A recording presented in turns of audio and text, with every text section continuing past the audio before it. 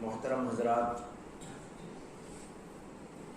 اس وقت میں نے آپ کے سامنے قرآن کریم کی ایک آیت تلاوت کی ہے۔ اس آیت کریمہ کا ترجمہ تو یہ ہے، من یطیع اللہ ورسولہ، جو اللہ تعالیٰ کی اطاعت کرتا ہے اور اللہ کے رسول کی، وَيَخْشَ اللَّهَ وَيَتَّقْهِ، اور اللہ تعالیٰ سے خوف کھاتا ہے، ڈرتا ہے اور تقوی کی زندگی اختیار کرتا ہے، فَأُولَئِكَ هُمُ الْفَائِزُونَ، تو ایسے ہی لوگ دراصل کامیاب ہیں۔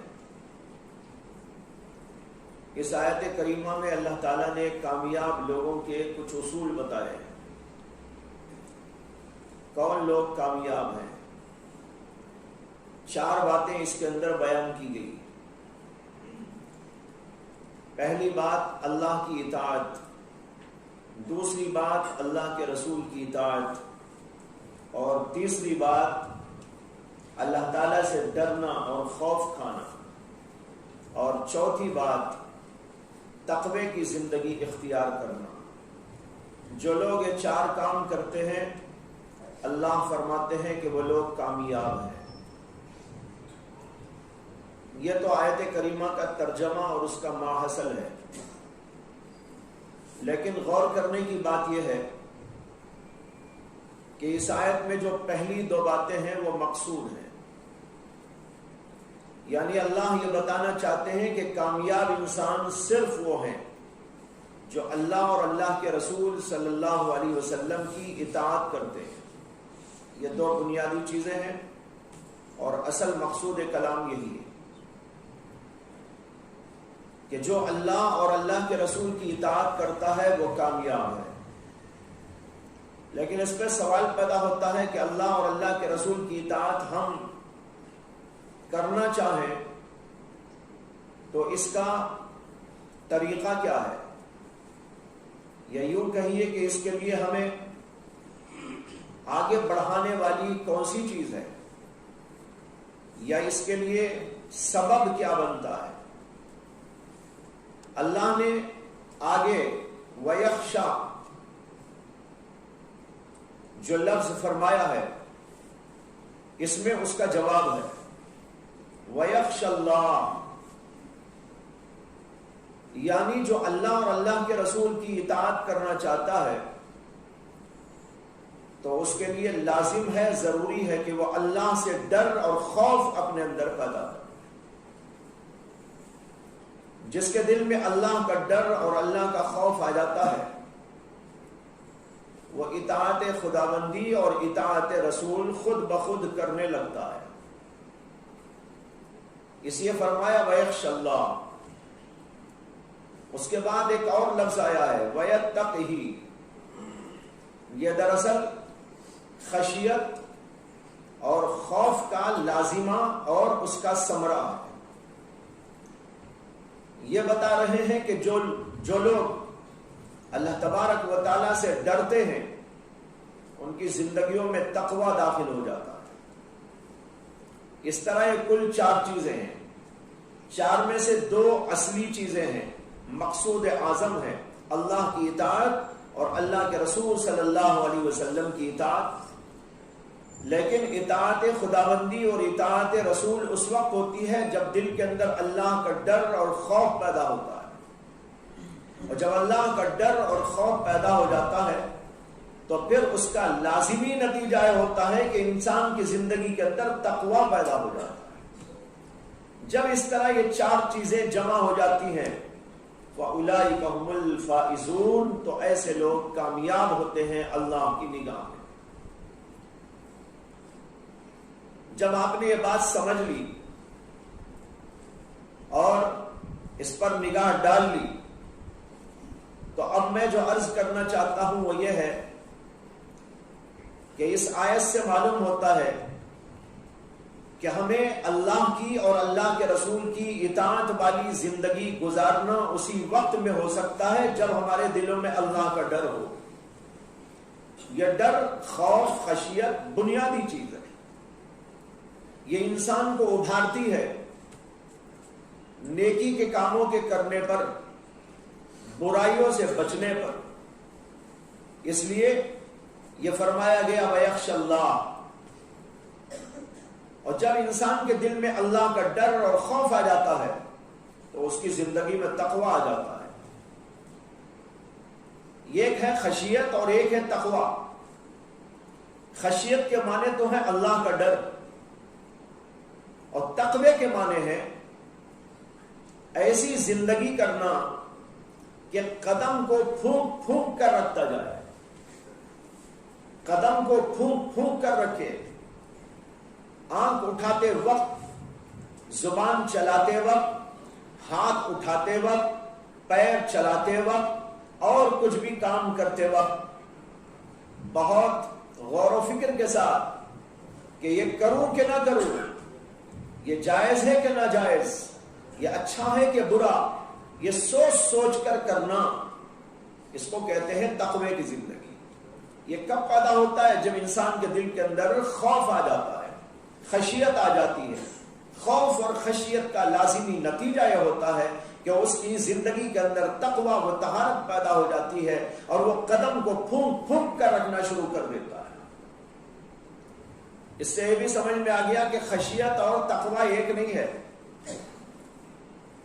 ویسے ترجمہ کرنے کو تو یوں کر دیتے ہیں، خشیت اللہ سے ڈرنا، تقوی اللہ سے ڈرنا. وہ ترجمہ اپنی جگہ ٹھیک ہے، لیکن اس کی حقیقت یہ ہے جو سمجھا رہا ہوں کہ جب دل میں اللہ کا ڈر آتا ہے تو اس کی زندگی کے اندر ایک انقلاب پیدا ہو جاتا ہے، اور وہ انقلاب یہ ہے کہ وہ ہر چیز کو سوچ سوچ کر کرتا ہے کہ یہ اللہ کی رضا کے مطابق ہے یا نہیں ہے. اس کا نام ہے تقوی. تو معلوم ہوا کہ خشیت ایک بہت اہم چیز ہے جو ہماری زندگیوں میں انقلاب پیدا کرنے والی ہے. قرآن کریم کے اندر ایک آیت اللہ تعالیٰ نے فرمایا رجال لا تلہیہم تجارت ولا بیع عن ذکر اللہ واقام الصلاۃ وایتاء الزکاۃ یخافون یوما تتقلب فیہ القلوب والابصار.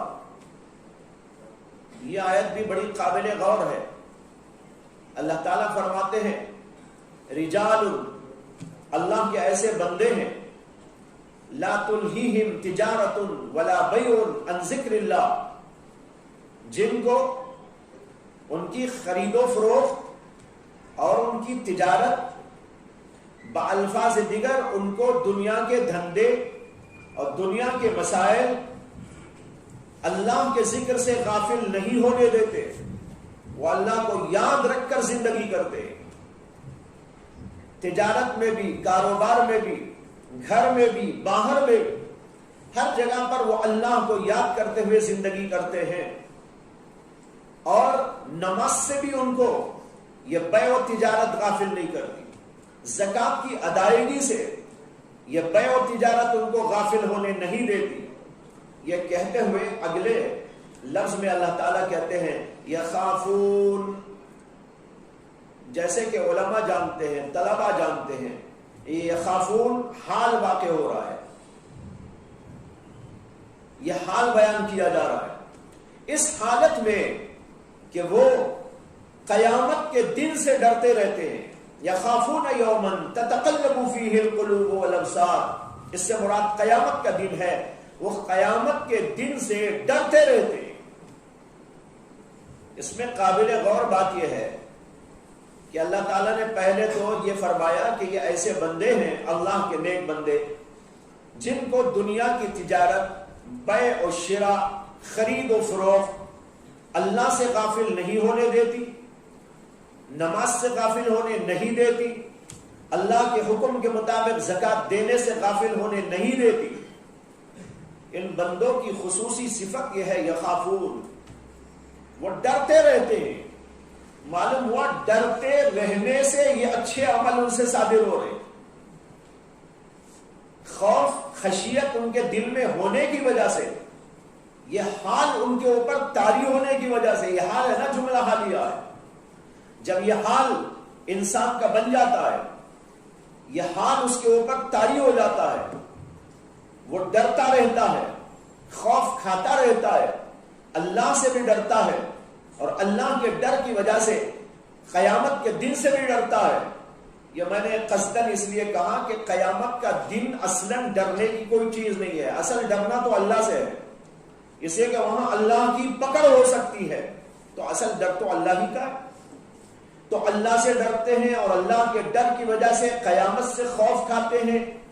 معلوم ہوا کہ یہ ڈر ہے جو ان کو بے میں، تجارت میں، دنیا کے دھندوں میں، کاروبار میں رہتے ہوئے بھی اللہ سے غافل ہونے نہیں دیتا۔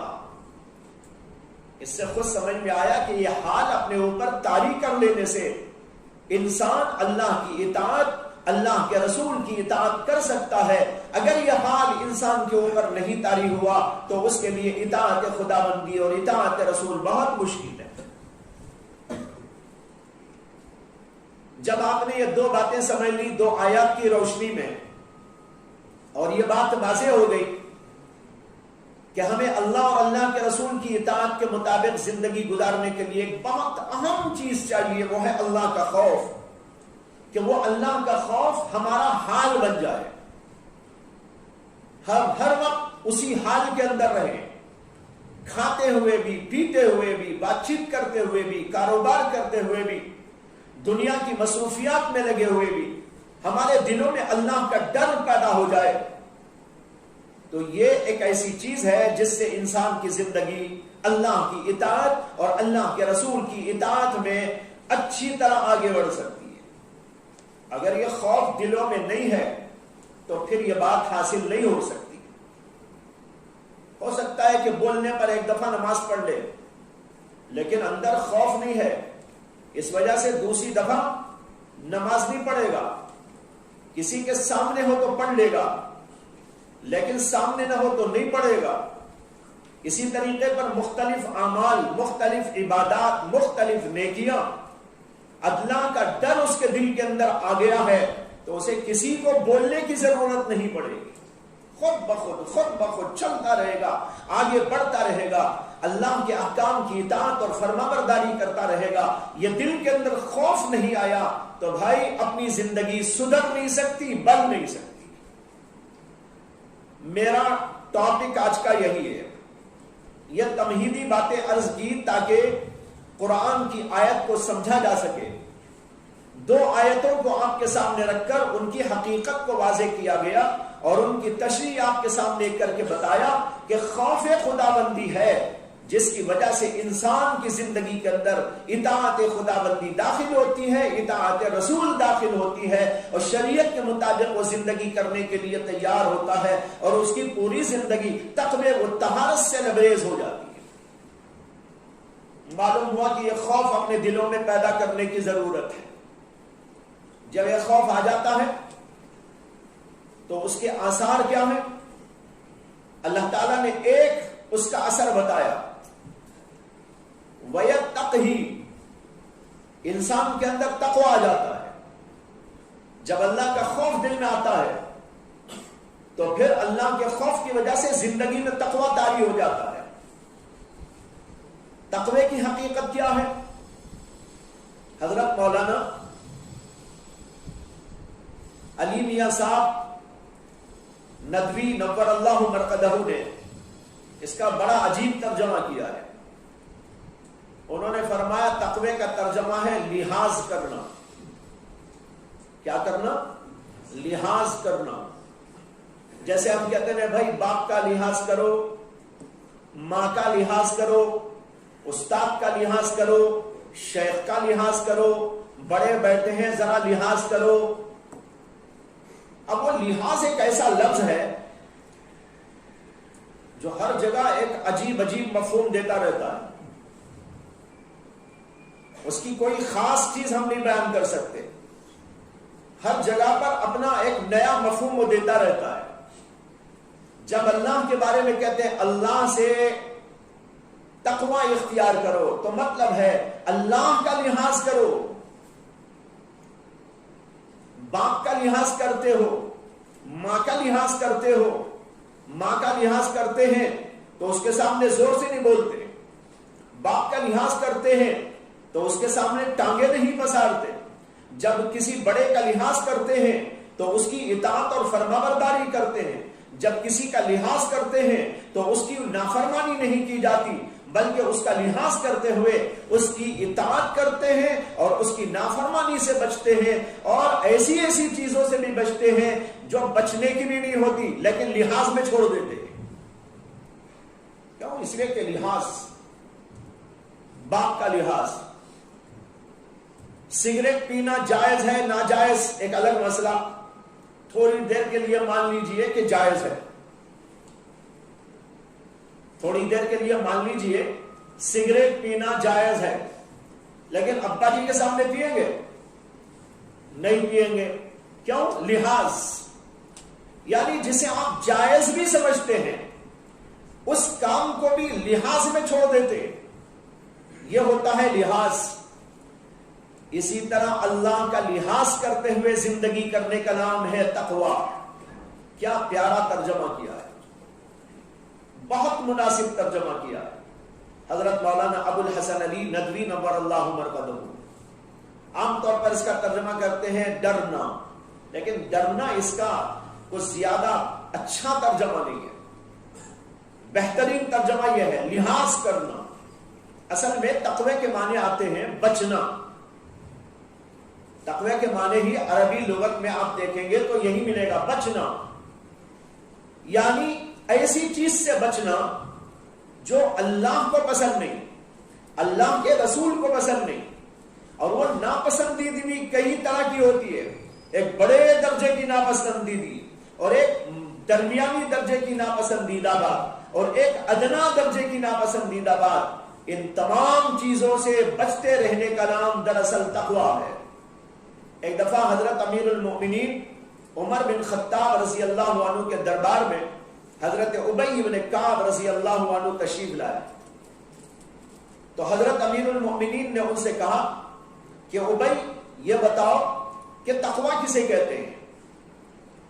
انہوں نے کہا کہ امیر المؤمنین، کبھی آپ ایسی جگہ سے گزرے ہیں جہاں پر کانٹے ہی کانٹے ہوں؟ حضرت امیر المؤمنین نے کہا کہ ہاں گزرا ہوں، کئی دفعہ گزرا ہوں۔ ابی نے کہا کہ جب آپ وہاں سے گزرے تھے تو کیسا گزرے تھے، کیا انداز تھا گزرنے کا؟ حضرت امیر المؤمنین نے کہا کہ جب وہاں سے گزرا تھا تو میں نے اپنے کپڑوں کو سمیٹ لیا تھا، اپنے جسم کو بھی سمیٹ لیا تھا، احتیاط کے ساتھ گزر رہا تھا۔ یہ ہے احتیاط۔ کانٹوں میں سے گزرنا ہو تو کیسا گزرتے ہیں؟ احتیاط سے گزرتے ہیں، بھائی کوئی کانٹا لگ نہ جائے، کسی کانٹے میں میری چادر الجھ نہ جائے، کہیں جسم میں کانٹا چبھ نہ جائے، اس لیے بہت احتیاط کے ساتھ قدم قدم پر لحاظ کرتے ہوئے گزر جاتے ہیں۔ اس کا نام ہے تقوی۔ حضرت امیر المؤمنین نے کہا کہ ہاں گزرا ہوں، اور جب گزرا تھا تو اپنی چادر کو سمیٹ لیا تھا، جب گزرا تھا تو اپنے جسم کو بھی سمیٹ لیا تھا تاکہ کسی کانٹے میں الجھ نہ جاؤ یا میری چادر الجھ نہ جائے۔ حضرت ابی بن کعب کہنے لگے ذاک التقی، تقوی اسی کو کہتے ہیں۔ جیسے کانٹوں سے بچ بچ کے چلے جانا کا نام، اسی طرح دنیا میں معصیت کے کانٹے ہیں، گناہوں کے کانٹے ہیں، کفر و شرک کے فتنے فساد کے کانٹے ہیں، اور ان فتنوں میں، فسادات میں، برائیوں میں، قباحتوں میں، شرارتوں میں، بدکاریوں میں اور بے حیائیوں میں، ننگے پن میں آدمی گزرتا چلا جائے لیکن کوئی کانٹا اس کے کان میں نہ الجھ جائے، اس کے آنکھ میں الجھ نہ جائے، اس کے منہ سے الجھ نہ جائے، اور کہیں بھی اس کے جسم سے الجھ نہ جائے، یعنی پوری احتیاط کے ساتھ میں گزر جائے۔ دیکھو ایک بات بتاتا ہوں، اگر کوئی متقی بننا چاہتا ہو اور یہ خواہش رکھتا ہو کہ میں متقی بن جاؤں گا جبکہ میری نظر میں کوئی عورت ہی نہ آئے، میری نظر میں کوئی عورت نہ آئے، کوئی غلط چیز میرے سامنے نہ آئے، سب جگہ پاکیزہ ماحول ہو، ایسے پاکیزہ ماحول میں رہنا چاہتا ہوں اور متقی بن جانا چاہتا ہوں. یہ ایسی خام خیالی ہے کہ ایسے الو کے پٹھے کو کسی پاگل خانے میں داخل کرنا چاہیے. ایسے الو کے پٹھے کو کسی پاگل خانے میں داخل کرنا چاہیے. ارے ایسا ہونے کا نہیں. دیکھو تقوی کی تعریف کیا بیان کی جا رہی ہے. کانٹوں کے اندر سے گزرنا لیکن کانٹوں میں نہ الجھنا، یہ ہے تقوی. تقوی یہ نہیں ہے کہ مسجد کے کونے میں بیٹھ کر آنکھیں بند کر لے. مسجد کے کونے میں بیٹھ کر آنکھیں تو سب بند کرتے ہیں. ویسا دیکھے تو اندھے سب سے بڑے متقی ہیں، ہے نا بھائی؟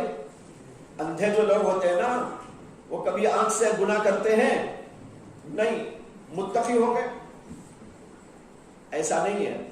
متقی یہ ہے کہ آدمی کانٹوں کے اندر سے گزرے، مختلف کانٹے، برائیاں، قباحتیں، شرارتیں، بے حیائیاں، لیکن وہاں سے گزرتے ہوئے احتیاط برتے، لحاظ رکھے. کیا لحاظ؟ اللہ کا لحاظ. اللہ دیکھ رہے ہیں، آنکھ مجھے نہیں اٹھانا ہے. اللہ دیکھ رہے ہیں، میرے ہاتھ کہیں غلط جگہ نہیں پڑنا ہے. اللہ دیکھ رہے ہیں، میرے پیر کہیں غلط جگہ نہیں پڑنا ہے. اللہ دیکھ رہے ہیں، زبان سے مجھے غلط استعمال نہیں کرنا ہے. جب آدمی اس طریقے پر گزرتا ہے تو اس کا نام ہے تقوی، اور ایسا آدمی متقی کہلاتا ہے. اس لیے یہ خواہش کبھی نہ کرو کہ پورا ماحول پاکیزہ ہو جائے گا میں متقی بن جاؤں گا. ایسی بے وقوفی کبھی نہ کرنا، بلکہ یہ سوچنا کانٹے رہیں گے، برائیاں رہیں گی، بے حیائیاں رہے گی، غلط عورتیں پھرتی رہے گی، لیکن مجھے کام دھام کرتے ہوئے اپنے کاروبار کو جاری رکھتے ہوئے اس طرح رہنا ہے کہ کسی جگہ پر الجھ کے نہ رہ جاؤ. لیکن یہ کب ہوگا؟ خوف آنا چاہیے. یہ تقوی جب پیدا ہوتا ہے، تقوی کا ثمرہ انسان کی زندگی کے اندر اس وقت حاصل ہوتا ہے جب انسان کے اندر خوف آ جاتا ہے. خوف آ جانے کے بعد تقوی اس کے اندر خود بخود آنا شروع ہو جاتا ہے. اور جب تقوی آئے گا تو زندگی کے اندر انقلاب پیدا ہو جائے. اب آپ یہ دیکھیے کہ جب انسان کے اندر یہ خوف اور خشیت طاری ہو جاتی ہے تو اس کا اثر کئی چیزوں پر پڑتا ہے، بلکہ پوری زندگی پر پڑتا ہے، اور پوری زندگی اس کی صحیح ہو جاتی ہے. اس لیے خوف اپنے دلوں میں پیدا کرنا انتہائی ضروری ہے. سب سے پہلا اثر تو وہی ہے جو اللہ نے بتا دیا کہ تقوی پیدا ہوگا، اور تقوی کی وجہ سے انسان گناہوں سے باز آ جائے گا. کیا مجال ہے کہ اللہ کا خوف آ جانے کے بعد انسان گناہ کرنے لگے. کیا مجال ہے کہ تقوی، خوف، خشیت اس کے دل میں آ جانے کے بعد آنکھوں کا غلط استعمال کرے. کیا مجال ہے کہ وہ نماز کو چھوڑ دے. کیا مجال ہے کہ وہ کوئی غلط کام کر لے، اس لیے کہ خوف اسے اندر سے روکتا رہتا ہے کہ نہیں یہ کام تجھے نہیں کرنا ہے. اس لیے کہ خوف اس کے دل میں آ گیا ہے. جگہ جگہ چلتے ہوئے، آتے ہوئے، پھرتے ہوئے، کام کاج کرتے ہوئے وہ اندر کا خوف اسے روکتا رہتا ہے. گویا کہ خوف کو ایسا سمجھو ایک بریک ہے. بریک جیسے آپ کار چلاتے ہیں، اب کار چلاتے چلاتے بریک لگانے کی ضرورت ہوتی ہے. اگر کار میں بریک نہ ہو تو کہیں بھی جا کے ایکسیڈنٹ ہو جائے گا، کہیں بھی جا کے ٹکر لگ جائے گی. کسی دکان کو مار دے گا، کسی مکان کو مار دے گا، کسی انسان کو مار دے گا، کسی کتے بلی پہ چلا دے گا، اور خود جا کے کہیں لگ جائے گا اور ٹکر ہو جائے گی اور خود خطرے میں پڑ جائے گا، اس لیے کہ بریک اس کے پاس نہیں ہے. لہذا خوف کی مثال ایسی ہے جیسے کہ کار کے اندر اور مختلف سواریوں کے اندر بریک رکھا گیا ہے. اسی طریقے پر اللہ کہتے ہیں یہ بریک اپنے اندر پیدا کر لو. جب یہ بریک آ جائے گا جگہ جگہ وہ تمہیں روکے گا. یہاں مارو بریک، آنکھ بند کرو، زبان بند کرو، کان بند کرو، ہاتھ بند کرو، پیر کو روک لو، آگے نہ بڑھو. یہ اندر سے جگہ جگہ روکتا رہے گا. اسے پوری زندگی کے اندر یہ چیز اس کے حاوی ہوگی اور پوری زندگی کے اندر انقلاب پیدا ہو جائے گا.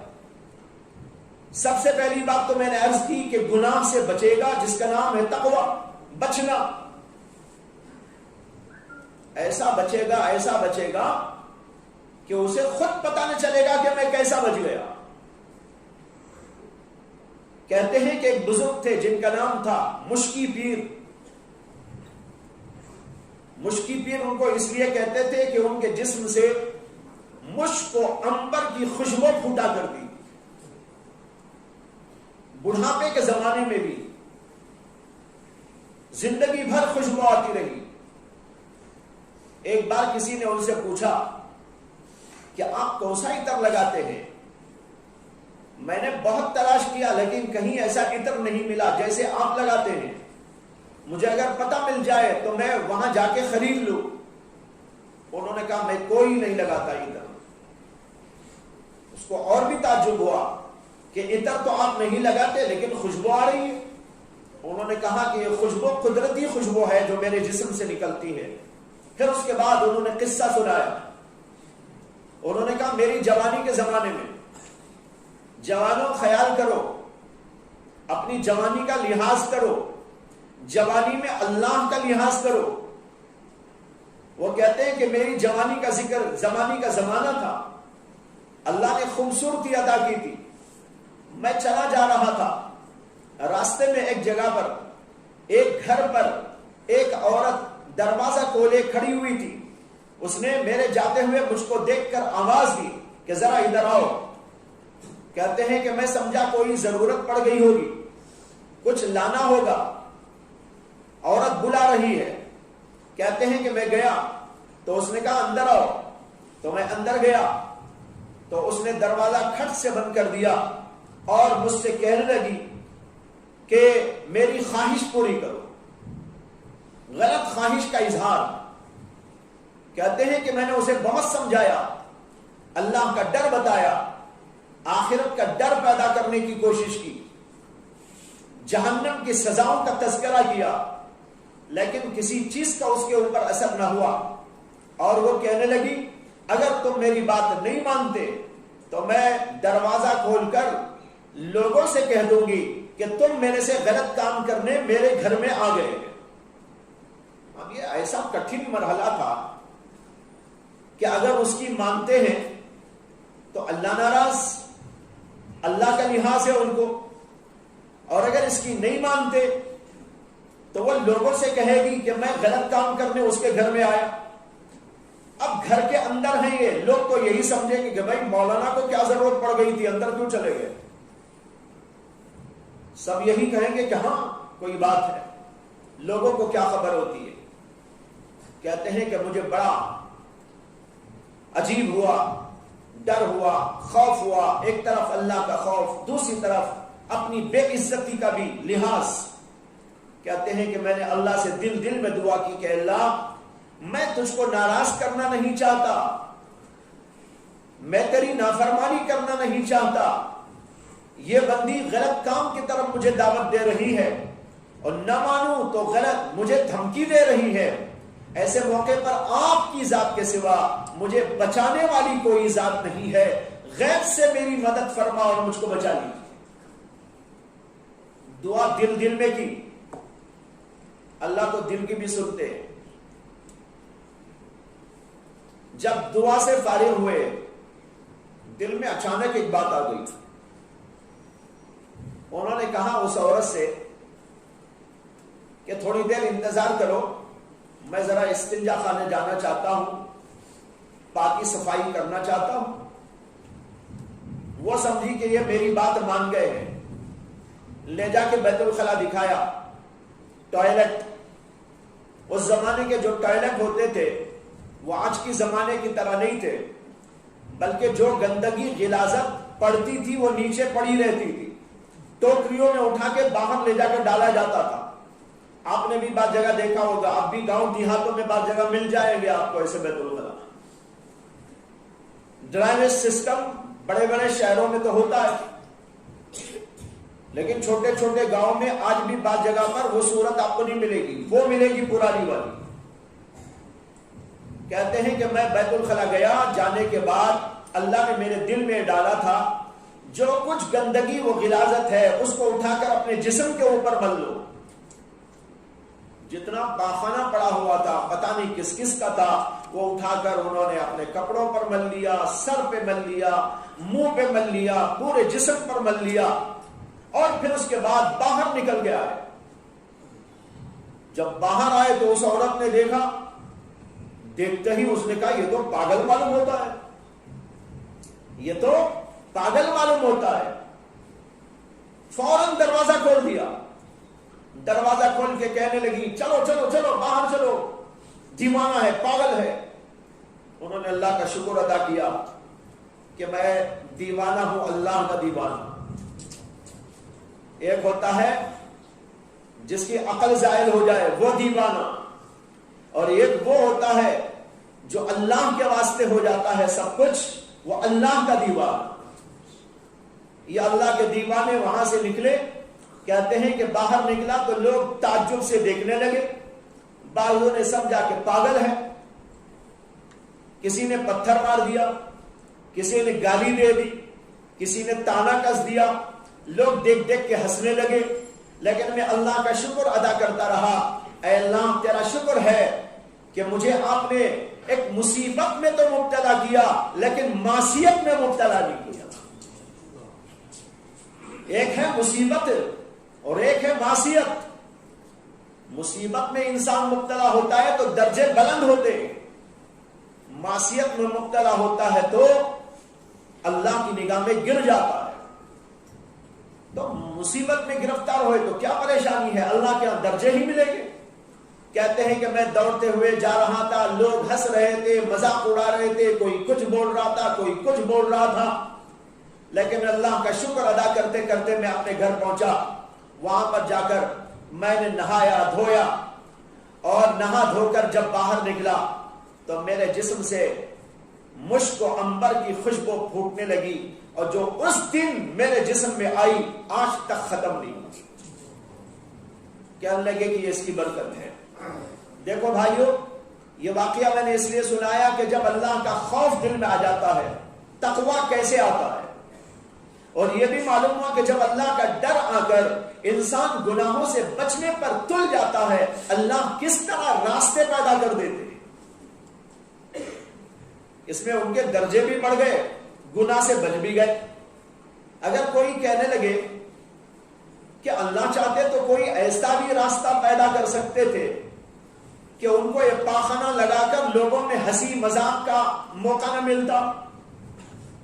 جی اللہ چاہتے تو ہو سکتا تھا، لیکن اللہ کی حکمت بھی ہوتی ہے، قدرت تو اس پر بھی ہے، لیکن کبھی کبھی اللہ تبارک و تعالیٰ اپنی حکمت سے ایسی چیزیں پیدا کر دیتے ہیں۔ اب یہاں پر یہ اس لیے پیدا کر دیا ہوگا کہ اللہ اس کے ذریعے ان کے درجات کو بلند کرنا چاہتے تھے کہ میرا بندہ میری خاطر اتنی بڑی مصیبت کو برداشت کر لیا، میری خاطر اتنی بڑی بے عزتی کو برداشت کر لیا۔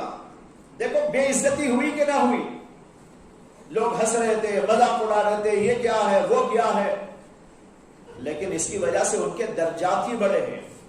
کبھی ایسا ہوتا ہے کہ انسان پر مصیبت آتی ہے اور درجوں کے بلند کرنے کا اللہ فیصلہ کر دیتے ہیں۔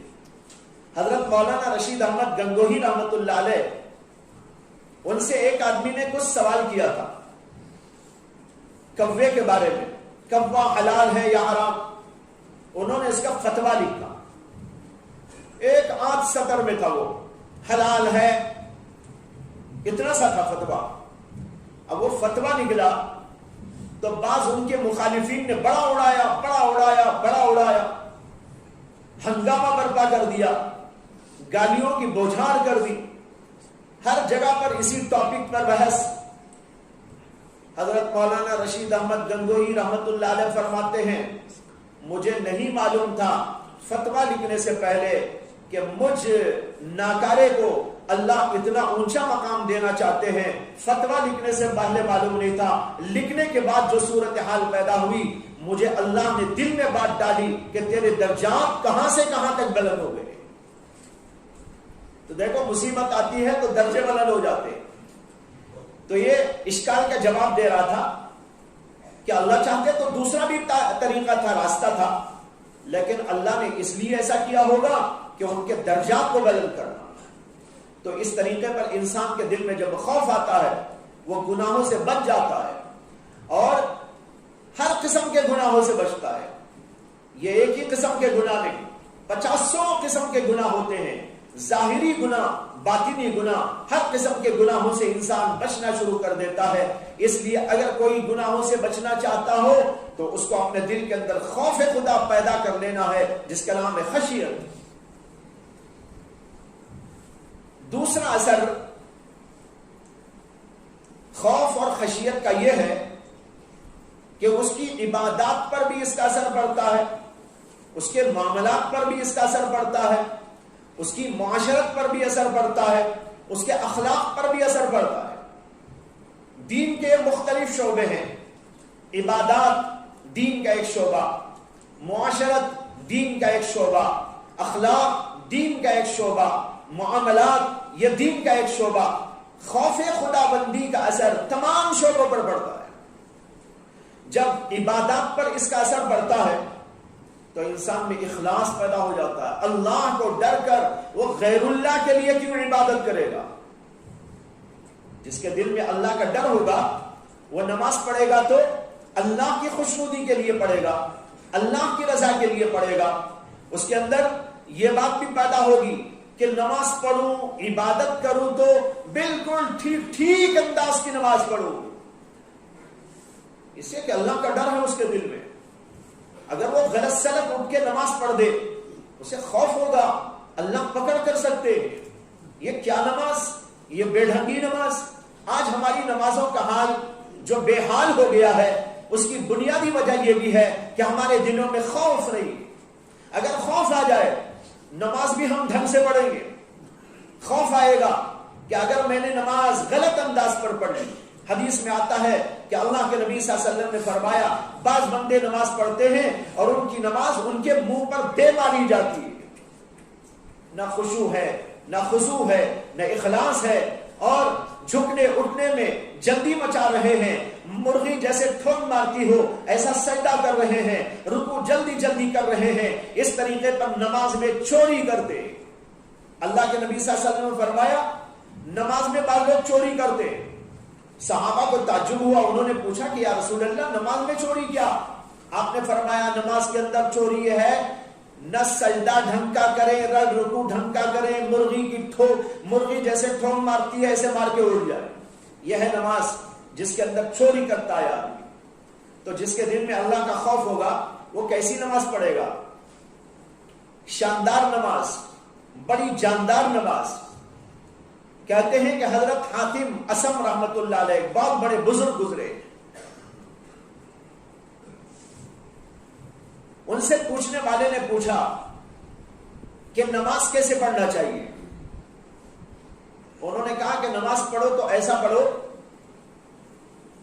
کہ نماز کو کھڑے ہو تو سامنے اللہ کو سمجھو کہ میرے سامنے اللہ کی ذات ہے, اور داہنی طرف میرے جنت ہے, بائیں طرف میرے جہنم ہے, اور میری پشت پر روح قبض کرنے والا موت کا فرشتہ کھڑا ہوا ہے. اور یہ سمجھ کر نماز پڑھو کہ یہ نماز میری زندگی کی آخری نماز ہے. جب ایسا پڑھیں گے تو بھائی نماز کیسی ہوگی, کیسی شاندار ہوگی. رکوع کتنا پیارا, سجدہ کتنا اچھا, نمازوں کا اہتمام کتنا, کیسے انداز پر نماز پڑھی جائے گی. ذرا خود ہی اندازہ کر لیجئے. حاتم اسم نے کہا اس طرح نماز پڑھو کہ سامنے اللہ کو دیکھ رہے ہو اور پیچھے یہ سمجھو کہ موت کا فرشتہ کھڑا ہے, روح قبض کر لے گا. یہ میری زندگی کی آخری نماز. اور یہ سمجھو اگر ٹھیک میں نے پڑھا ادھر جنت میں جاؤں گا, غلط انداز پر پڑھا جہنم رسید ہو جاؤں گا. اب کیسی نماز ادا ہوگی؟ یہ اللہ کا خوف, اللہ کے سامنے رکھتے ہوئے نماز پڑھنے کا اثر ہوتا ہے.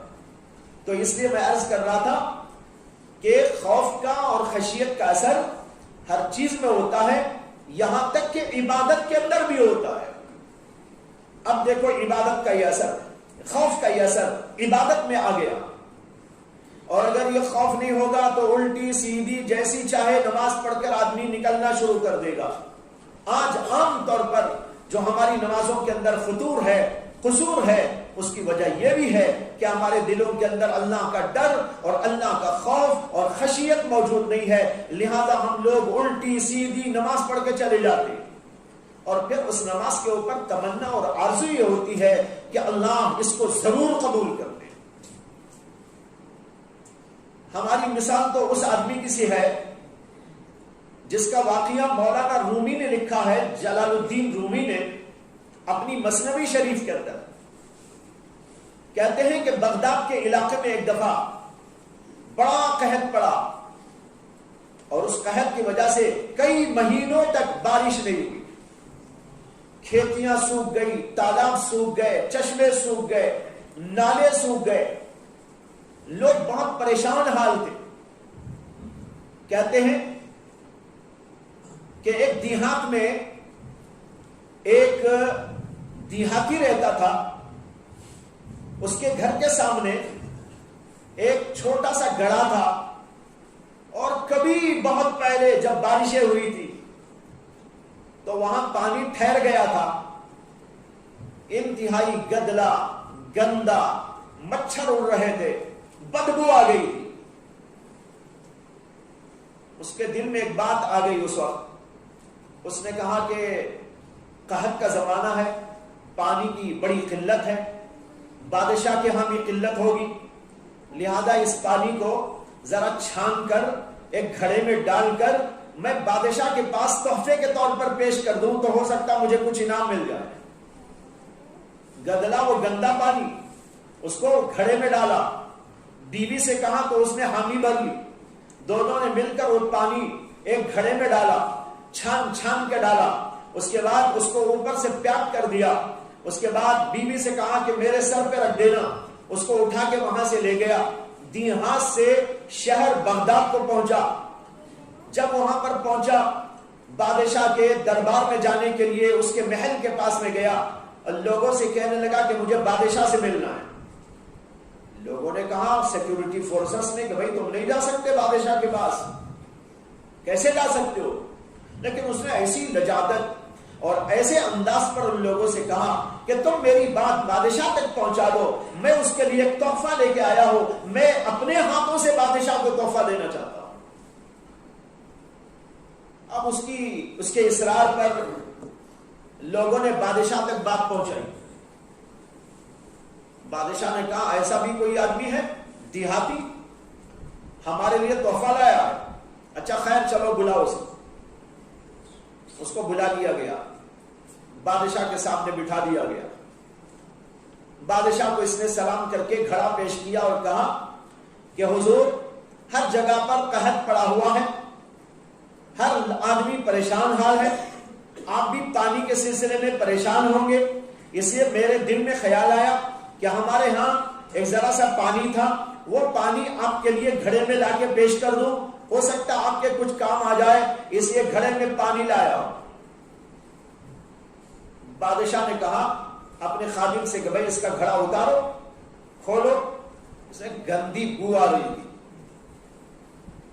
دیکھے تو گدلا بھی تھا، مٹیالا رنگ ہو گیا تھا.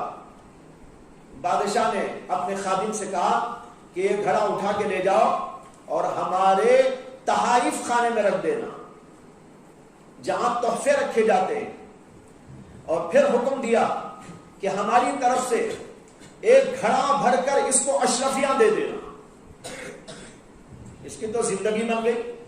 ایک گھڑا پانی، وہ بھی گدلا، وہ گندا، اور ایک گھڑا اشرفیاں اس کے لیے اس کو مل گئی. بادشاہ نے اس کو دیا، اور جو اس کے خادمین تھے ان سے کہا کہ اس آدمی کا دماغ خراب ہے، اس کا علاج بھی کرنا ہے. یہ ہم نے اس کو جو دیا ہے یہ ہماری رحمت سے دیا ہے، فضل و کرم سے دیا ہے، اس کے اوپر ہم نے احسان کیا ہے، ورنہ تو یہ گدلا وہ گندا جو پانی لایا تھا اس کے اوپر تو اس کو سزا دینی چاہیے تھی، لیکن بیچارہ ہے، پتہ نہیں اسے لے کے آ گیا، چلو ہم نے اس کے اوپر یہ احسان کیا ہے کہ ایک گھڑا بھر کے اشرفی دے دی، لیکن ذرا دماغ کی اصلاح بھی کرنی ہے۔ کیا اصلاح؟ کہا کہ ہمارے محل کی ذرا اس کو سیر کراؤ اور دکھاؤ کہ محل میں کیا کیا ہے، عجیب و غریب کیا کیا چیزیں ہیں، اور یہاں جو چشمے بہتے ہیں وہ بھی دکھاؤ، فوارے لگے ہوئے ہیں وہ بھی دکھاؤ، فانوس لگے ہوئے ہیں یہ بھی دکھاؤ، یہ سب دکھاتے ہوئے اس کو روانہ کر دو۔ لوگوں نے اس سے کہا کہ بھائی تم پہلی دفعہ بادشاہ کے محل میں آؤ، چلو ذرا اس کو سیر بھی کر لو۔ اب اس کو سیر کرانے کے لیے جائے، یہ دیکھو یہ دیکھو یہ دیکھو، اور ایسے ہی دکھاتے دکھاتے چھوٹے چھوٹے چشمے تھے، اس میں بڑا پاک صاف شفاف پانی، اور اس پہ جو ہے فوارے چھوٹے ہوئے ہیں، اور اس کے اندر سے وہ آ رہا ہے پانی، اور بڑا خوشنما سا منظر ہے، وہ سب دکھاتے ہوئے جا رہے ہیں، اور یہ دل میں کہتا ہے لا حول ولا قوت الا باللہ، تو نے کتنی بڑی غلطی کی بادشاہ کو پانی دے کر، کتنا بڑا گناہ کیا۔ جس بادشاہ کے پاس ایسے ایسے چشمے، جس بادشاہ کے پاس ایسا صاف و شفاف پانی، اور یہاں کی یہ حالت، میں نے گدلا اور گندا پانی وہاں سے لا کر بادشاہ کو پیش کیا۔ ارے اس کے اوپر تو مجھے گھڑا بھر کے اشرفیہ نہیں، میرے اوپر تو جو ہے کوڑے برسنے چاہیے تھے، قید خانے میں مجھ کو ڈالنا چاہیے تھا۔ اب وہ اندر اندر ملامت کر رہا ہے، اصلاح ہو گئی اس کی۔ بھائیو، مولانا رومی نے لکھا ہم لوگوں کا یہی حال ہے، ہم نماز پڑھتے ہیں جس میں نہ اخلاص ہے، نہ خشوع ہے، نہ خضوع ہے، نہ سنتوں کا اہتمام ہے، نہ واجبات کا لحاظ ہے، الٹی سیدھی سی نماز پڑھتے ہیں، اور پھر بھی یہ تمنا کرتے ہیں کہ اللہ تبارک و تعالی ہم کو اس کے اوپر جو ہے اجر و ثواب عطا فرما دے۔ مولانا روم کہتے ہیں اس کی مثال تو ایسی ہے جیسے یہ آدمی تھا، لیکن جب انبیاء کی نمازوں کو دیکھیں گے، ہم اولیاء اللہ کی نمازوں کو جو اللہ کے دربار میں ہے دیکھیں گے، تب ہم اپنی نماز کے بارے میں خیال یہ کریں گے، ہماری نماز پر تو ہم کو ثواب نہیں عتاب ہونا چاہیے تھا، سزا دینی چاہیے تھی، تب جا کر سمجھ میں آئے گا۔ اس لیے میں عرض کر رہا تھا آج ہماری نمازوں کا یہ حال ہے، اس لیے ان نمازوں کو ٹھیک بنانے کی کوشش کرنی چاہیے، اور اس کے لیے بھی وہی خوف خداوندی کام آتا ہے۔ جب دل کے اندر خوف ہوتا ہے، خشیت ہوتی ہے، نمازیں ٹھیک ٹھیک انجام دینے کی انسان کوشش کرتا ہے۔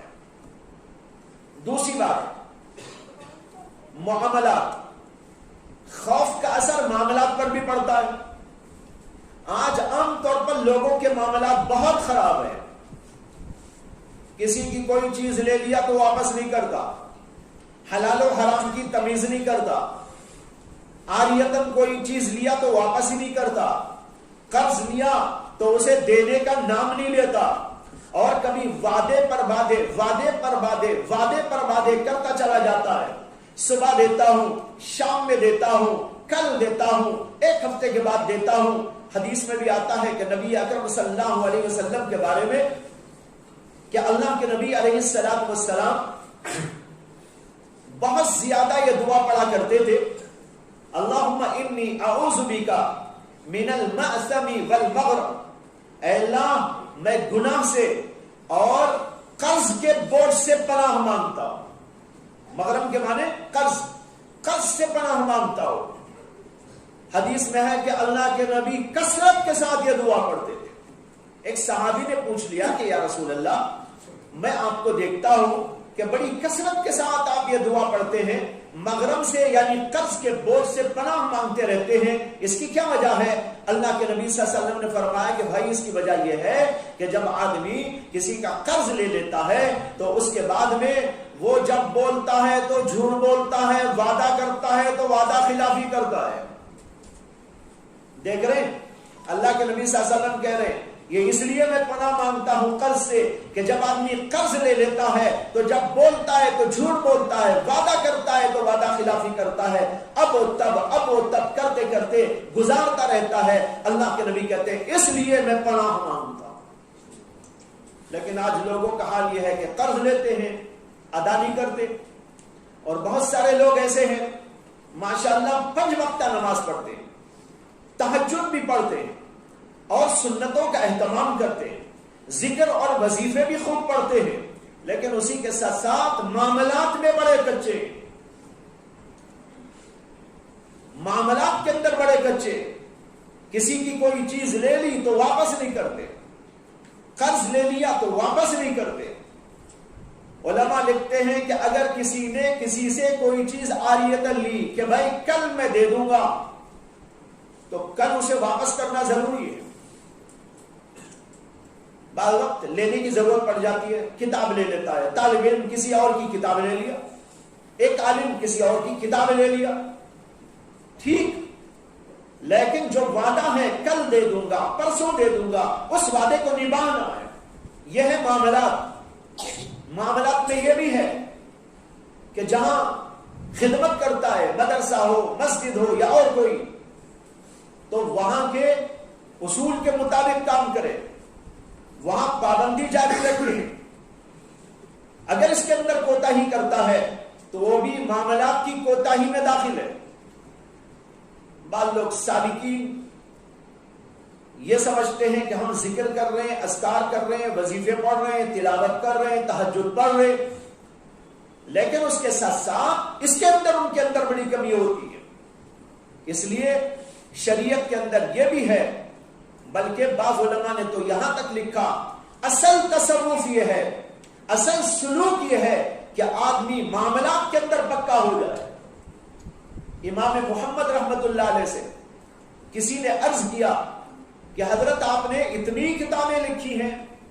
امام محمد امام ابو حنیفہ رحمت اللہ علیہ کے خصوصی شاگرد ہیں، براہ راست شاگرد ہیں، بہت اونچے درجے کے فقیہ ہیں، اور ہماری فقہ حنفی کا مدار ان کی کتابوں پر ہے. 1000 کتابیں لکھی انہوں نے. کسی نے ان سے کہا کہ آپ نے اتنی کتابیں لکھی، لیکن تصوف اور سلوک پر بھی کوئی کتاب لکھ دیتے تو بہت اچھا تھا. انہوں نے کہا میں نے تو لکھ دی ہے. اسے بڑا تعجب ہوا کہ کون سی کتاب لکھی ہے تصوف پر. تو اس نے پوچھا کہ حضرت کون سی کتاب آپ نے تصوف پہ لکھی ہے؟ انہوں نے کہا کہ میں نے ایک کتاب لکھی ہے حلال و حرام کے مسائل پر. وہ تصوفی کی کتاب ہے. جو حلال و حرام کے مسئلے پڑھ لیا وہ صوفی ہو گیا. باقی وظیفے پہ وظیفے پڑھ رہا ہے، لیکن حلال و حرام کی تمیز نہیں، لین دین میں کچا، قرض لے لیا تو ادا نہیں کرتا، وعدے کی پابندی نہیں کرتا، تو پھر یہ صوفی نہیں ہو سکتا. صوفی وہ ہوتا ہے جو اس کی بھی پابندی کرتا ہو. معلوم ہوا کہ اگر خوف دل میں ہوگا یہ بات پوری ہوگی، اگر دل میں خوف نہیں ہوگا یہی ہوتا رہے گا، الٹا اور سیدھا. آج بے شمار لوگوں کے اندر یہ بیماری موجود ہے کہ معاملات کے اندر انتہائی کچے ہوتے ہیں. حضرت مجذوب صاحب رحمت اللہ علیہ جو حضرت تھانوی رحمت اللہ علیہ کے خلیفہ تھے، اور وہ انگریزی تعلیم یافتہ تھے، اور ایک زمانے میں وہ کلکٹر تھے. پھر انہوں نے کلکٹری کے عہدے کو چھوڑ کر ایجوکیشن ڈپارٹمنٹ میں انگریزوں کے دور میں اپنا تبادلہ کرا لیا تھا. تو ایجوکیشن ڈپارٹمنٹ کے بہت بڑے افسر تھے. اس کے بعد اس کو بھی چھوڑ دیا تھا اللہ کے واسطے. ان کا واقعہ کتابوں میں لکھا ہے کہ ایک دفعہ وہ سفر کے لیے نکلے اور اسٹیشن پر پہنچے، اور ان کے پاس سامان بہت تھا. اتنا سامان تھا کہ اس زمانے میں ریل میں لے جانے کے لیے ایک جو ہے مقدار مقرر تھی کہ اتنے مقدار تک لے جا سکتے ہو، اس سے زیادہ نہیں لے جا سکتے. تو ان کے پاس سامان زیادہ تھا. تو انہوں نے جا کر وہاں کا جو افسر تھا اس سے کہا کہ میرے پاس سامان زیادہ ہے، اس کو تول دیجئے، اور جتنا مجھے اس کے اوپر پیسہ لگانا ہے وہ دے دیتا ہوں. وہ ان کو پہچان گیا، پہچان کر کہنے لگا خواجہ صاحب آپ چلے جائیے، کوئی بات نہیں، آپ ٹرین میں بیٹھ جائیے. انہوں نے کہا بھائی میں یہاں تو بیٹھ جاؤں گا، لیکن جب یہاں بیٹھ جاؤں گا ٹی ٹی آئے گا اور چیک کرے گا، میرا سامان زیادہ نکلے گا تو وہاں مجھے پریشانی ہوگی، آپ یہیں پر لے لیجئے اور اس کا بل دے دیجئے.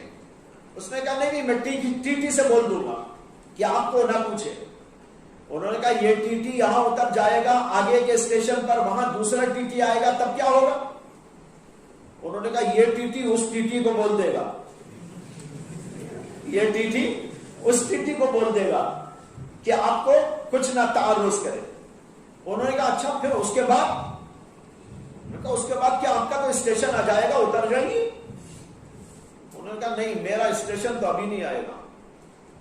کہا کہ آپ کو اور کہاں جانا ہے؟ انہوں نے کہا مجھے آخرت میں جانا ہے، مجھے اس کے بعد آخرت میں جانا ہے۔ وہاں اگر میری پوچھ ہو گئی تو کیا ہوگا؟ وہاں کون بتائے گا؟ کون وہاں کون سا ٹی آ کے میری مدد کرے گا؟ یہ ہے خوف، اللہ کا خوف، آخرت کا خوف، جو معاملے میں غلطی ہونے نہیں دے رہا ان کو۔ جب وہ خود کہہ رہا ہے افسر آپ چلے جائیے میں بول دیتا ہوں، اور ہم لوگ کیا کریں؟ اگر ایسا بول دے تو ہم سمجھیں کہ ہماری شان ہے، ہماری شان ہے، اور اس کی بات مان کر ہم چلے جائیں گے۔ اللہ کا ڈر نہیں آئے گا، آخرت کی فکر نہیں آئے گی۔ تو یہ عرض کر رہا تھا کہ جب خوف ہوتا ہے تو اس کے معاملات والی زندگی کے اندر بھی اس کا اثر پڑتا ہے، تمام معاملات ٹھیک ہو جاتے ہیں۔ حضرت امام ابن المبارک رحمت اللہ علیہ جو جلیل القدر بزرگ محدث صوفی اور جو ہے فقیہ گزرے ہیں، وہ ایک علاقے میں گئے اور وہاں کسی کام سے انہوں نے کسی سے قلم لیا۔ اس زمانے میں جو قلم ہوتے تھے وہ برو کے قلم ہوتے تھے، جسے چھیل چھیل کے لکھا جاتا تھا۔ وہ قلم بھی کیا قلم، آج کے قلم دیکھو، اس زمانے کا وہ قلم دیکھو۔ آج کے قلم تو بہت بھاری بھاری قلم ہے، 100 روپیہ، 200 روپیہ، 400 روپیہ، 500 روپیہ، 1000 روپیہ، 2 پتہ نہیں کتنے کتنے قیمتی پہ ہے۔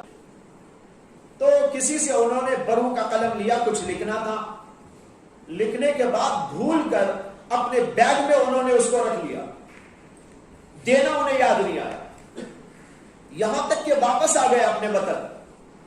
جب اپنے وطن واپس آ کر کسی ضرورت سے اپنا بیگ کھولا تو وہ قلم نظر آیا۔ انہوں نے کہا لا حول ولا قوت الا باللہ، انا للہ و انا الیہ راجعون، میں نے کتنا غلط کام کر دیا۔ یہ قلم میں نے عاریتن سے لیا تھا اور لکھ کر واپس کرنے کے وعدے پر لیا تھا، لیکن بھول کے یہاں لے کے آ گیا۔ کہتے ہیں کہ صرف اس قلم کو واپس کرنے کے لیے پھر وہاں کا سفر کیا، اس آدمی سے ملاقات کی اور وہ قلم دے کر واپس آئے، جبکہ وہ قلم اتنا بھی نہیں تھا کہ جانے آنے کی اس پہ ٹکٹ لگ جائے، ٹکٹ بڑھ گئی ہوگی، قلم اتنے کا بھی نہیں تھا، لیکن وہاں پر جا کر آئے۔ ٹکٹ میں سمجھانے کے لیے بول رہا ہوں، اس زمانے میں ٹکٹ کا تو کوئی مسئلہ نہیں تھا، وہ اپنی کسی سواری میں گئے ہوں گے، جانے آنے میں کتنا وقت لگا ہوگا، اور کھانے پینے وغیرہ کی ضروریات اور چیز اخراجات کے لیے کیا کیا خرچ کرنا پڑا ہوگا، لیکن اس ایک قلم کو واپس کرنے کے لیے وہاں پر جا کر واپس کر کے آئے۔ یہ ہوتا ہے اللہ کا ڈر، آخرت کا خوف، جس کی وجہ سے معاملات کے اندر یہ صفائی پیدا ہو جاتی ہے۔ اسی طریقے پر خوف کا اثر معاشرت والی زندگی پر بھی پڑتا ہے۔ معاشرت کے معنی کیا؟ لوگوں سے میل ملاپ والی زندگی، ماں باپ کے ساتھ، بیوی بچوں کے ساتھ، بھائی بہنوں کے ساتھ، رشتہ داروں کے ساتھ، کنبے والوں کے ساتھ، اڑوس پڑوس کے لوگوں کے ساتھ، محلے والوں کے ساتھ، دوست احباب کے ساتھ مل جل کر جو زندگی گزاری جاتی ہے اس کا نام ہے معاشرتی زندگی۔ جب معاشرتی زندگی میں ہم زندگی کرتے ہیں، بڑے لوگوں سے تعلقات ہوتے ہیں، شریعت یہ کہتی ہے کہ سب کا حق ادا کرو، ماں باپ کا حق ادا کرو، بیوی بچوں کا حق ادا کرو، پڑوسیوں کا حق ادا کرو، دوستوں کا حق ادا کرو، سب کی رعایت کرو، سب کے ساتھ حسن سلوک برتو، سب کے حقوق ادا کرنے کے ساتھ ساتھ سب کا دل خوش رکھو، کسی کے حق کو ضائع نہ کرو۔ کبھی ماں باپ کا حق ضائع کر دیا تو کبھی بیوی کا حق ضائع کر دیا۔ لوگوں میں ایسا ہوتا ہے، ایک طرف اماں جی کا حکم، ایک طرف بیوی۔ بعض لوگ جن میں اعتدال نہیں ہوتا اور اللہ کا خوف ان کے دلوں میں نہیں ہوتا، وہ لوگ یہاں پر डगमगा जाते हैं और उनके पैर फिसल जाते हैं। कभी तो वो माँ की बात को मानकर बीवी के हुकूक को जाये कर देते हैं और कभी बीवी की बात को मानकर माँ के हुकूक को जाये कर देते हैं। लेकिन शरीयत में जिसका जो हक दिया गया उसे पूरा वो हक देना चाहिए। यह अल्लाह का मुतालबा है। बीवी को बीवी का हक दो, माँ बाप को माँ बाप का हक दो, भाई बहनों को भाई बहनों का हक दो, रिश्तेदारों को रिश्तेदारी का हक दो। इसी तरीके पर जिसका भी जो हक है उसको अदा किया जाए, इसके अंदर कोताही ना की जाए। लोग आजकल मुआशरती जिंदगी के बारे में ये समझते ही नहीं, ऐसे ही मामलात वाली जिंदगी के बारे में ये समझते ही नहीं कि ये भी कोई दीन का शोबा है। नमाज को समझते हैं कि दीन का शोबा, ज़कात को समझते हैं कि दीन का शोबा, लेकिन इसके बारे में ख्याल ही नहीं है कि यह भी कोई दीन का शोबा है। इस वजह से हुकूक को ज़ाये करते रहते हैं। कभी माँ बाप का हक ज़ाये करते हैं, कभी बीवी का हक ज़ाये करते हैं, दोस्तों का हक ज़ाये करते हैं, पड़ोसियों का हक ज़ाये करते हैं, और इसी तरीके पर मामलाती जिंदगी के अंदर फुतूर और कुसूर लाते हैं, जैसा कि अभी मैंने अर्ज कर दिया। और इन मामलात वाली जिंदगी और मुआशरत वाली जिंदगी को दीन का शोबा ही नहीं समझते। ये बहुत बड़ी गलती है। इजाजत है करने की, लेकिन अगर पिता है कोई उसको लेकर इस हक को जाये करता है, कोई पहली वाली के हक को जाये करता है, कोई दूसरी वाली के हक को जाये करता है, यह हराम और नाजायज है। जो आदमी इनके हुकूक बराबर अदा न कर सके उसको दो शादी करना हराम है, जायज नहीं है। कुरान के अंदर सराहत है इसकी कि उसी वक्त दो शादी कर सकते हो जबकि दोनों का हक बराबर अदा करे। अगर नहीं अदा कर सकते तो इसकी तुमको इजाजत नहीं है, फिर तो एक ही करने की इजाजत है। लेकिन कितने लोग जाये कर रहे हैं आज हुकूक को। बास तो एक को रखकर उसका भी जाये कर रहे हैं, और जो दो कर लेते हैं उनका तो क्या पूछना। जब जो दो कर लेते हैं उनका तो क्या पूछना। जब एक ही का हक अदा नहीं कर सकते तो दो का हक अदा क्या कर सकेंगे। हजरत हकीम उल उम्मत थानवी रहमतुल्लाह अलैह की दो बीवियां थी और उनकी खानखा में एक तराजू लटकी रहती थी। जो चीज भी तोहफतन कोई उनको देता या जो चीज भी वो अपने लिए घर के लिए मंगवाते तो पहले वहां तोलते थे। आधा इसमें रखते, आधा इस पलड़े में रखते, दोनों का पलड़ा बराबर हो जाए तो उठाकर उन एक बीवी को आधा और एक बीवी को आधा देते थे। यह उनका मामूल था। किसी ने उनसे कहा कि हजरत आपने दो बीवियां की तो आपके जो मुरीदीन का हल्का है वो भी फिर दो दो शुरू कर देंगे। इससे कि बहुत सारे लोग इत्तिबा किसमें करना चाहिए उसमें कम करते हैं, जिसमें नहीं करना चाहिए वहां बहुत करते हैं। तो अब यहां जो है इसमें इत्तिबा शुरू कर देंगे। हजरत ने फरमाया कि नहीं करेंगे, इसलिए कि मैंने तराजू लगा रखी है। तराजू को देखेंगे तो डर जाएंगे, इसीलिए तराजू लटकाई। एक आदमी आया था हजरत थानवी के पास खरबूजे लेकर या तरबूज लेकर, और दो थे।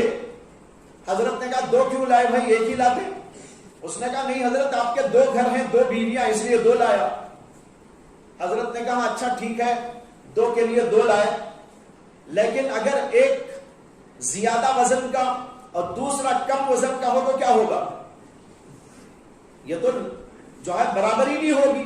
एक बीवी को जाएगा कम वजन वाला और एक बीवी को जाएगा ज्यादा वजन वाला। तो इस पर उसने कहा हजरत मैं तुलवा के लाया हूं, दोनों बराबर हैं। इसलिए मुझे मालूम था आपके बारे में, इसलिए मैं दोनों को बराबर बराबर तुलवा के लाया। हजरत ने कहा माशाअल्लाह ठीक है भाई। फिर उसके बाद कहा कि जरा मैं भी तोल के देख लेता हूं इत्मीनान के लिए, जरा उठा के लाओ, मैं तो बुढ़ा हो गया हूं, उठा नहीं सकता। ये तरबूजों को लाओ यहां पर तराजू के पास लाकर इसमें एक रखा, इसमें एक रखा, दो पलड़ों में बराबर थे वो। हजरत ने उसके बाद में कहा अच्छा ये मसला तो हल हो गया, लेकिन चौधरी जी ये बताना कि अगर एक मीठा हो एक फीका तो क्या होगा। एक मीठा एक फीका हो तो क्या होगा। اس نے کہا مولوی جی آپ تو بہت مصیبت میں ہیں، آپ تو بہت مصیبت میں ہیں۔ حضرت کا جملہ تھا جواب میں، چودھری جی یہ مصیبت کوئی مصیبت نہیں، اللہ کی رضا کے لیے کرتا ہوں تو مزہ آتا ہے، اصل مصیبت تو آخرت کی مصیبت ہے، یہ اللہ کے حکم کو پورا کرنے کے لیے کچھ کرے، کیا مصیبت، اس میں تو مزہ۔ پھر حضرت نے کہا دیکھو اس کا بھی علاج ہے، پھر اپنے خادم سے کہا کہ چاقو لے کے آؤ، چاقو لانے کے بعد برابر اس کو بھی آدھا آدھا کیا، دوسرے کو بھی آدھا آدھا کیا، ادھر کا آدھا اس کے آدھے سے ملایا، یہ آدھا ادھر کے سے ملایا، اور پھر کہا کہ دیکھو میٹھا ہو کھٹا ہو پھیکا ہو جیسا بھی ہو آدھا وہ جائے گا آدھا یہ جائے گا۔ جو اللہ کے دین پہ چلنا چاہتا ہے اللہ اسے عقل بھی دے دیتا ہے، سبیلیں پیدا کر دیتا ہے۔ اب دونوں کو ملا کر پھر تولا، برابر تھے، حضرت نے 2 گھروں کو بیچ دیا۔ حضرت نے کہا یہ جو چلتا ہو وہ کر سکتا ہے، یہ ترازو کو دیکھ کر تو میرے مریدین ڈر جائیں گے، سمجھ میں آیا؟ تو وہی یہ کہہ رہا تھا کہ دیکھو اللہ سے ڈر کا اثر زندگی میں کہاں کہاں تک آتا ہے۔ معلوم ہوا یہ ہے آثار خشیت، آثار خوف پوری زندگی کو تبدیل کر دینے والے۔ اب اس بات کی کوشش کیجئے، آج کا سبق یہ ہے کہ ہم کو رات کو اللہ کا خوف اپنے دلوں میں پیدا کرنا ہے۔ جب خوف آئے گا تو اطاعت والی زندگی ہوگی، تقوی والی زندگی ہوگی۔ اللہ کو مقصود ہے کہ ہم اطاعت والے بندے بنیں۔ جب اطاعت والے بندے بنیں گے تو ہم کامیاب لوگوں میں داخل ہو جائیں گے۔ فَأُولَئِكَ هُمُ الْفَائِزُونَ، یہی لوگ دراصل کامیاب ہیں جو اللہ کی اور اللہ کے رسول کی اطاعت کرتے ہیں۔ طریقہ کیا ہے؟ خوف پیدا کر لینا۔ جب خوف آتا ہے تو کیا ہوتا ہے؟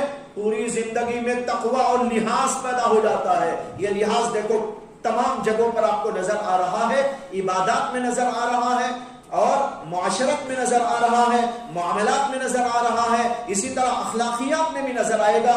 لیکن اس کے اوپر کچھ کلام کرنے سے پہلے میں وقت دیکھ رہا ہوں، گھڑی بتا رہی ہے کہ اس وقت نماز کی تیاری کرنا ہے۔ اللہ تعالیٰ سے دعا ہے کہ اللہ تبارک و تعالیٰ مجھے اور آپ کو سنی ہوئی باتوں سنائی ہوئی باتوں پر عمل کی توفیق عطا فرمائے، ہم سب کو اپنا خوف اور خشیت اور تقوی و طہارت عطا فرمائے، ہماری زندگیوں میں انقلاب پیدا فرمائے۔ اب تک جو کچھ کے ہمارے سے کوتاہیاں ہوتی رہی اللہ ان کو معاف کر کے آگے کی زندگی کو ٹھیک اور صحیح نہج پر قائم کرنے کی توفیق عطا فرمائے۔ وآخر دعوانا ان الحمد للہ رب العالمین۔